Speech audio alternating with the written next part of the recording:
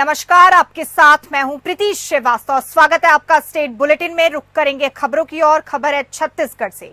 मुख्यमंत्री विष्णुदेव साय ने मंत्रालय महानदी भवन में जूजित्सु खिलाड़ी सानिया परवीन और शबा परवीन से मुलाकात की, जिन खिलाड़ियों ने मध्य प्रदेश के देवास में 19 से 20 जुलाई तक आयोजित राष्ट्रीय स्तर की प्रथम वेस्ट जोन जित्सु चैंपियनशिप में गोल्ड, सिल्वर और ब्रॉन्ज मेडल सहित कुल 4 पदक जीते हैं।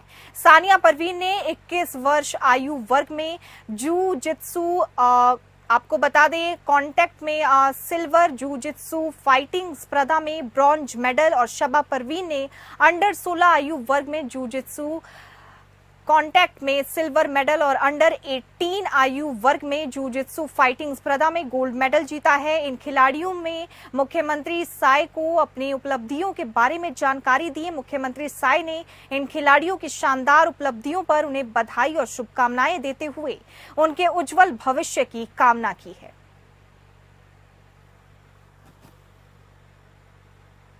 छत्तीसगढ़ की बिगड़ती कानून व्यवस्था और भिलाई के डीएसपी स्कूल में मासूम बच्ची के साथ हुई दुराचार की घटना को लेकर पूर्व मुख्यमंत्री भूपेश बघेल और अन्य कांग्रेस नेताओं ने पत्रकार वार्ता को संबोधित किया। पूर्व मुख्यमंत्री भूपेश बघेल ने कहा कि राज्य की कानून व्यवस्था बदतर हो चुकी है, महिलाएं कहीं सुरक्षित नहीं है। रायगढ़ में एक महिला के साथ 14 दरिंदों ने गैंग रेप किया है। चोरी, डकैती, हत्या, लूट, चाकूबाजी की घटनाएं आम हो गई हैं। स्कूलों में बच्चियां सुरक्षित नहीं हैं। भिलाई के डीपीएस स्कूल में 5 जुलाई 2024 को एक अबोध बच्ची के साथ छेड़छाड़ की गंभीर घटना हुई। इस मामले में बच्ची के अभिभावक लगातार स्कूल को शिकायत करते रहे, लेकिन कोई कार्रवाई नहीं हुई। 3 अगस्त को दुर्ग के पुलिस अधीक्षक ने इस मामले में बयान दिया और बच्ची के साथ हुई छेड़छाड़ के बारे में बताया। अखबारों में छपी खबर और भ्रामक है, गलत है। जब एक न्यूज पोर्टल ने इस मामले की पूरी खबर लगातार छापी तो पुलिस अधीक्षक ने पालकों के व्हाट्सएप ग्रुप में न्यूज पोर्टल की खबर पर सवाल खड़ा करते हुए धमकाया कि न्यूज पोर्टल पर भी कार्रवाई हो सकती है। छत्तीसगढ़ में भारतीय जनता पार्टी सरकार के द्वारा शिक्षा में नया सेटअप और युक्तिकरण के नाम पर अव्यवहारिक नियम जबरिया लाए जाने के खिलाफ प्रतिक्रिया व्यक्त करते हुए प्रदेश कांग्रेस कमेटी के वरिष्ठ प्रवक्ता ने कहा कि साय सरकार इस मामले से भाजपा का जन विरोधी, शिक्षा विरोधी चेहरा एक बार फिर सामने आया। नए सेटअप के तहत स्कूलों में शिक्षकों की न्यूनतम संख्या में कटौती करके 4000 से अधिक सरकारी स्कूलों को बंद करके 12000 से अधिक नियमित शिक्षकों के पद को खत्म करने का षड्यंत्र भाजपा की सरकार ने रचा है। हर महीने सैकड़ों की संख्या में प्रदेश भर में शिक्षक रिटायर हो रहे हैं, लेकिन विगत 8 महीने के दौरान भाजपा की सरकार ने एक भी पद पर नियमित शिक्षक की भर्ती नहीं की है।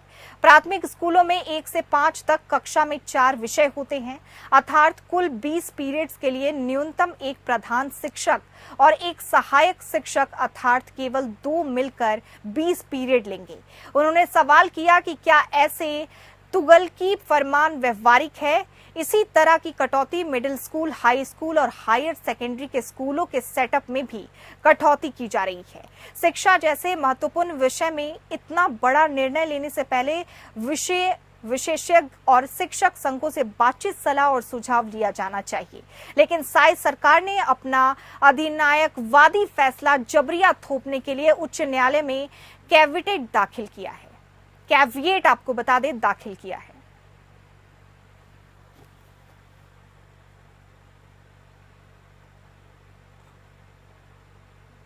केंद्रीय कृषि मंत्री सह झारखंड चुनाव प्रभारी शिवराज सिंह चौहान बोकारो में आयोजित झारखंड विचार गोष्ठी में राज्य की हेमंत की सरकार पर जमकर बरसे।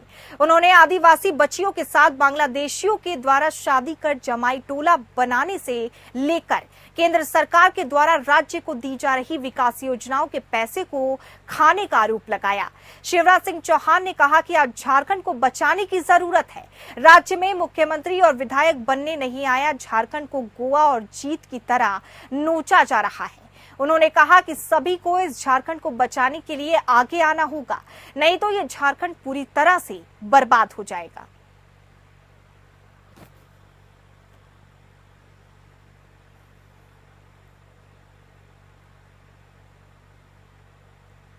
केंद्रीय कृषि मंत्री शिवराज सिंह चौहान देवघर पहुंचे, जहां वो एक महत्वपूर्ण बैठक में शामिल होकर भाजपा कार्यकर्ताओं को विधानसभा चुनाव से संबंधित टिप्स दिया। उन्होंने आपको बता दें, सुबह शिवराज सिंह चौहान विशेष विमान से देवघर एयरपोर्ट पहुंचे, जहां उनका विधायक नारायण दास और भाजपा कार्यकर्ताओं ने जोरदार स्वागत किया। जिसके बाद वो सीधे बाबा वैद्यनाथ मंदिर पहुंचे और वहां उन्होंने पूरे विधि विधान के साथ संकल्प पूजा कर बाबा वैद्यनाथ के शिवलिंग पर माथा टेका।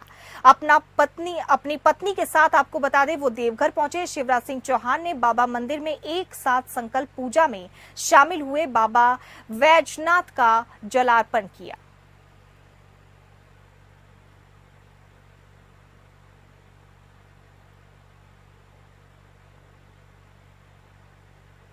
झारखंड विधानसभा चुनाव को लेकर Bharatiya Janata party mission mode में है। इसके तहत संगठनात्मक मजबूती के साथ साथ संगठन विस्तार पर भी विशेष ध्यान दिया जा रहा है। इन सबके बीच राज्य में बहुमत के साथ सत्ता में आने के लिए पार्टी द्वारा झारखंड के पड़ोसी राज्य का भी सहयोग लिया जा रहा है। केंद्रीय नेतृत्व द्वारा नामित बिहार, उड़ीसा, छत्तीसगढ़ सहित विभिन्न राज्यों के बड़े नेताओं को इस चुनाव में खास तौर पर लगाया गया है। प्रदेश भाजपा के नेताओं ने प्रवासी कार्यकर्ताओं के साथ बैठक की, जिसमें बिहार से नितिन नवीन, जनार्दन प्रसाद सिग्रीवाल, छत्तीसगढ़ के उप मुख्यमंत्री अरुण साव सहित 1 दर्जन से अधिक बड़े नेता शामिल रहे।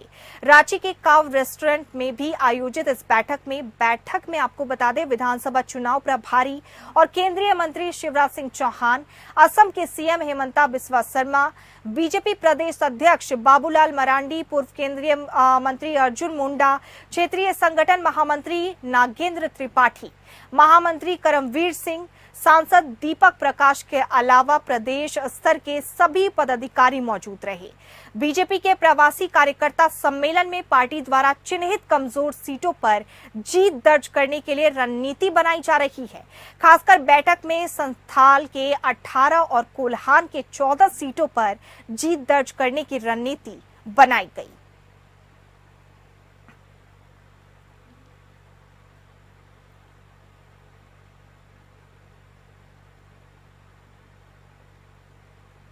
बोकारो स्टील प्लांट के एक वरीय अधिकारी को जिला प्रशासन की मौजूदगी में 15 घंटे तक उसके परिवार सहित उसके ही घर में एक विस्थापित संगठन द्वारा अलोकतांत्रिक तरीके से बंधक बनाए जाने को लेकर बीएसएल के अधिकारी गुस्से में हैं। आज अधिकारियों के संघ ने स्पष्ट कहा कि अगर अराजक ढंग से हमें और हमारे परिवार को भयाक्रांत किया जाएगा तो हम चुप नहीं रहेंगे। प्रतिकार में जनतांत्रिक तरीके से बोकारो से लेकर रांची और दिल्ली तक अपना विरोध दर्ज करेंगे। जरूरत पड़ी तो सड़क पर भी उतरेंगे। बोकारो स्टील ऑफिसर्स एसोसिएशन के अध्यक्ष एके सिंह ने ऑफिसर्स एसोसिएशन के कार्यालय में आयोजित पत्रकार वार्ता में कहा कि 29 अगस्त की सुबह 4 बजे से बोकारो विस्थापित अपेंटिस संघ द्वारा हमारे एसोसिएशन में सदस्य और प्लांट के अधिशासी निदेशक रंजन प्रसाद, आपको बता दें राजन प्रसाद को उनके घर में ही परिवार सहित शाम 7 बजे तक बंधक बनाकर रखा गया। जिला प्रशासन द्वारा नियुक्ति दंडाधिकारी और पुलिस बल मुख्य दर्शक बने रहे। उन्होंने कहा कि हम लोग किसी भी आंदोलन के खिलाफ नहीं हैं, लेकिन आपका आंदोलन अलोकतांत्रिक कैसे हो सकता है, और वो भी प्रशासन की मौजूदगी में। आपकी जो मांग है वो प्लांट प्रबंधन से है, तो आप आंदोलन प्लांट प्रबंधन के कार्यालय या जो आंदोलन के लिए तय जगह है वहां करें। किसी का घर और परिवार को बंधक बनाना, ये घेराव करना कैसे जायज है।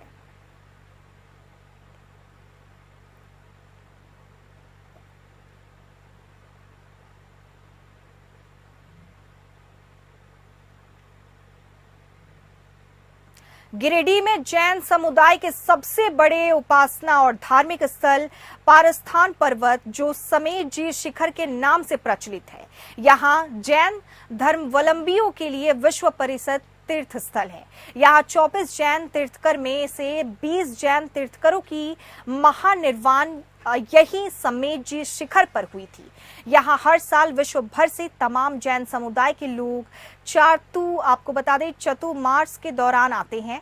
सभी जैन साधु साध्वी चतुर्मास के दौरान 4 महीने तक एक ही स्थान पर निर्वासन करते हैं, क्योंकि चतुर्मास के ये 4 माह वर्षों ऋतु का समय होता है। वर्षा ऋतु का समय होता है। आपको बता दें, इन दिनों तपस्वी संत एक ही स्थान पर रहकर जप तप करते हैं। वहीं मनुष्य की शांति के लिए प्रश्न पर श्री संभव सागर जी गुरुदेव ने शांति संदेश देते हुए कहा कि वास्तव में शांति आत्म में है। मोह और माया से ऊपर उठकर आत्म की प्राप्ति ही शांति है। साथ ही धर्म के प्रश्न पर योग श्रमणी चैतन्य समिति, आपको बता दें चैतन्यमती माता जी ने कहा कि सबसे श्रेष्ठ धर्म है दया, अहिंसा का धर्म। हर प्राणी के लिए आप दया दृष्टि रखो।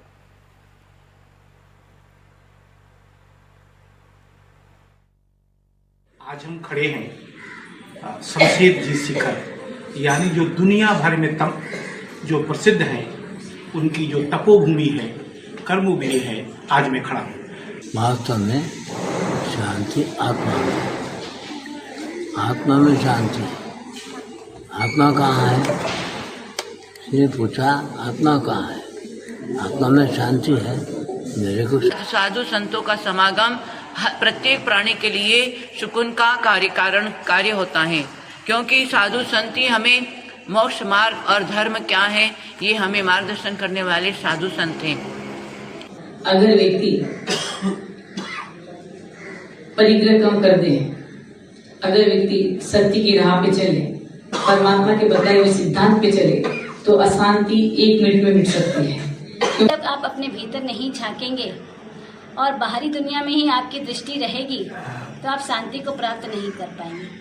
खबर है बिहार से। बिहार बीजेपी ने पटना के रविंद्र भवन में, आपको बता दें, एक बड़े कार्यशाला का आयोजन किया, जिसमें पार्टी के सभी मोर्चा के नेता शामिल हुए। इस कार्यशाला में उद्देश्य आगामी सदस्यता अभियान के लिए रणनीति तय करना था, जिसमें बिहार भर से आए बीजेपी के सभी मोर्चा के नेताओं को नए सदस्य बनाने की जिम्मेदारी दी गई।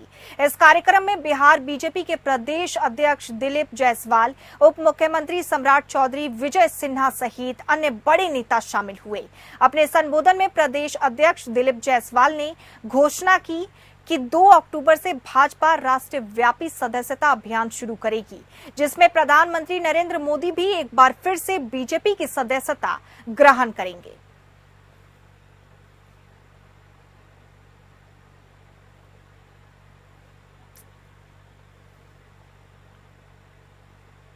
भागलपुर जिला स्तरीय कार्यक्रम क्रियान्वयन समिति में, आपको बता दें, भाग लेने भागलपुर पहुंचे बिहार सरकार के श्रम संसाधन मंत्री सह भागलपुर जिला के प्रभारी मंत्री संतोष कुमार सिंह के द्वारा भागलपुर जिले में आई बाढ़ के दौरान लापरवाही बरतने वाले कई अधिकारियों पर गाज गिरा है।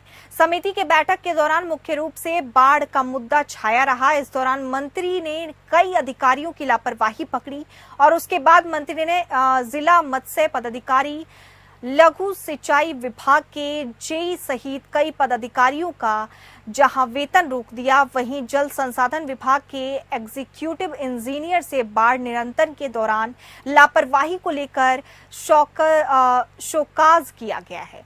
इस दौरान मंत्री ने जिलाधिकारी सहित सभी वरीय पदाधिकारी को 24 घंटे के अंदर बाढ़ प्रभावित इलाके पहुंचकर बाढ़ पीड़ितों को हो रही परेशानियों के बारे में जानकारी देने की बात की है।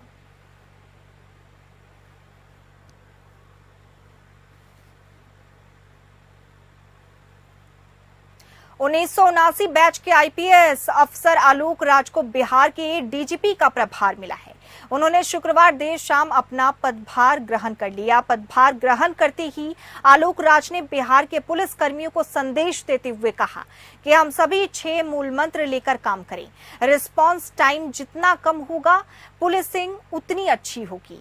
जब आप जो भी कार्रवाई कर रहे हैं वो सार्थक हो, अपराधियों में खौफ आए, पुलिस ने कार्रवाई की है। साथ ही उन्होंने कहा कि पीड़ितों के प्रति संवेदनशीलता दिखनी चाहिए।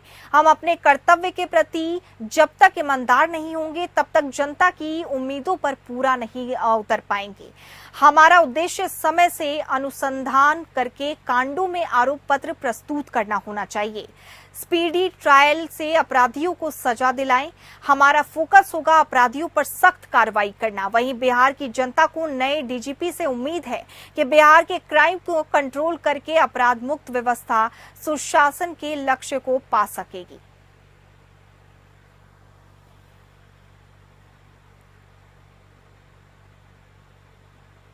रोहतास जिले में विगत 10 दिनों में 4 लोगों की अपराधियों ने हत्या कर दी और फिर सासाराम नगर थाना के कुरचई में मॉर्निंग वॉक के दौरान बाइक सवार अपराधियों ने एक बुजुर्ग की गोली मारकर हत्या कर दी। बताया जाता है कि लूटपाट के दौरान हत्या की वारदात को अंजाम दिया गया है। बुजुर्ग के उनके जेब में हाथ डालकर जबरदस्ती 4,000 रुपए भी लूट लिए गए। मृतक का पुत्र बिशून पासवान ने बताया कि उनके पिताजी प्रत्येक दिन सुबह मॉर्निंग वॉक के लिए जाते थे। प्रत्येक दिन की तरह आज भी जब वो मॉर्निंग वॉक के लिए निकले, इसी दौरान बाइक सवार अपराधियों ने उनसे लूटपाट करने की कोशिश की। जब उन्होंने विरोध किया तो उन्हें गोली मार दी गई और पॉकेट से लगभग 4,000 रुपए छीन कर भाग गए। सूचना मिलते ही नगर थाना पुलिस की मौके पर पहुंची और शव को अपने कब्जे में लेकर पोस्टमार्टम के लिए सासाराम के सदर अस्पताल भेज दिया गया।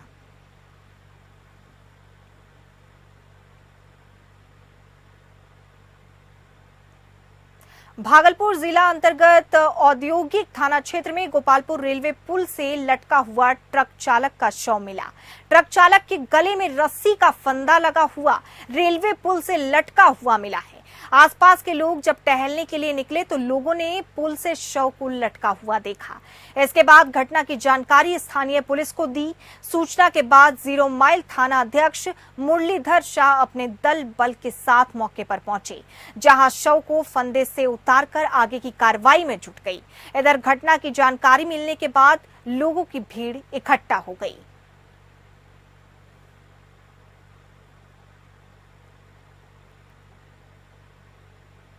भागलपुर पुलिस ऑपरेशन मुस्कान के तहत लगातार लोगों के खोए और चोरी हुए मोबाइल फोन वापस चेहरे पर मुस्कान ला रहे हैं।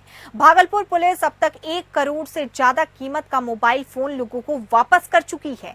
ऑपरेशन मुस्कान के तहत आज 5वें चरण में 55 खोए और चोरी हुए मोबाइल फोन वापस किए गए, जिसका बाजार मूल्य लगभग 15 लाख रुपए बताया गया। भागलपुर पुलिस ने लोगों से अपील की है कि अगर आपका मोबाइल फोन चोरी या खो जाता है तो तत्काल नजदीकी थाने में इसकी सूचना दें। भागलपुर पुलिस फोन को खोजकर वापस करने की कोशिश करेगी।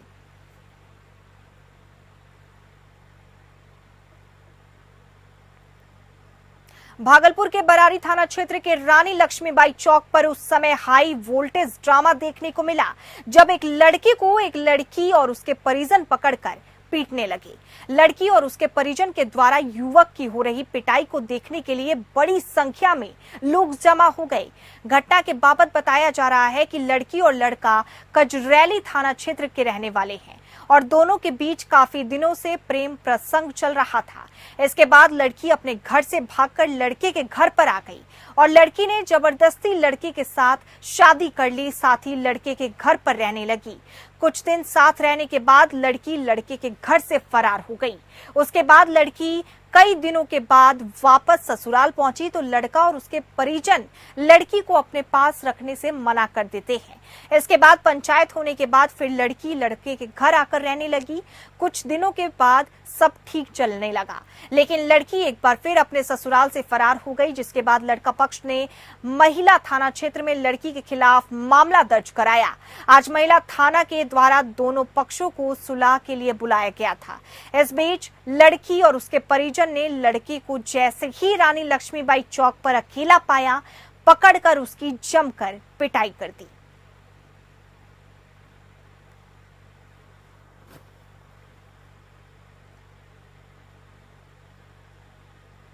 और इसी के साथ स्टेट बुलेटिन में फिलहाल इतना ही। नमस्कार।